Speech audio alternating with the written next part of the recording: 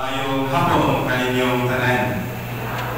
Doon ka may importante parte sa kasalugan. Sugod kanina, ako ipag-invite ko ninyo ma-attend din ba ang ritualization o kakapos ng kalihapon. First, also share the institution, the reenactment of the institution of the Holy Eucharist, ang Santos ng Misa.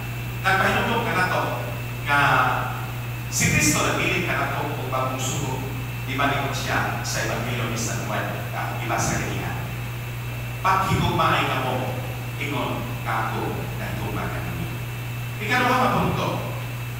After karon sa media, maupabukas sa tingil sa mga apostoles. Mauning duha ka makuwens na highlights sa the Holy Eucharist Mass sa Last Supper. Ang pabukas sa tingil sa mga apostoles, ay pahinutog ka na to as a sign of humility, pagpapos. Ang Ginoo, nagpapos niyang kaugalingon, nihugas sa tingil sa mga apostoles, o iyang pagsuning ihagkan. Kung saan ang kulungan ini? Kakahinulong ka na to na ang atong Ginoong Jesucristo, bisan sa ilahang pagkaginoo, iyang ipakakubos sa ilahang pagkakawalan sa manato. Aron makigjowen, makigduyog ka na to, diha sa kong kinabuhin kalibutan. O niya, kitang taga nagkaambit, hindi kitawag na to, kanang bitang isultis mga katikista o mag-seminar o pre-Jordan sa kanabit. Kanang yung katikista na, kamo, mga kabataan o kitang tanang pinunyagan, nakaambit sa pagkahari, pagkakim, pagkapropeta, pagkaprofet, o pagkapari sa atong Ginoong Jesucristo. Dili lang kay kaming mga pari.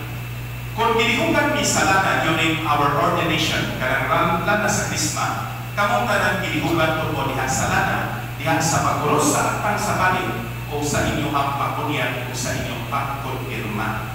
Kung yan kini nagpahintong ka na ito kaami sharing sa universal wisdom of Christ, kingly, prophetic, o priestly, nagpahintong ka na ito, hindi lang kami, kundi kamuusap na naman ito. Nag-share kitang tanan sa pagkahari, pagkapropeta, o pagkapalit sa Panginoong Jesucristo. Mga ganyan, tuha ka mga importanteng kasaulugan sa atong ginahimo karon.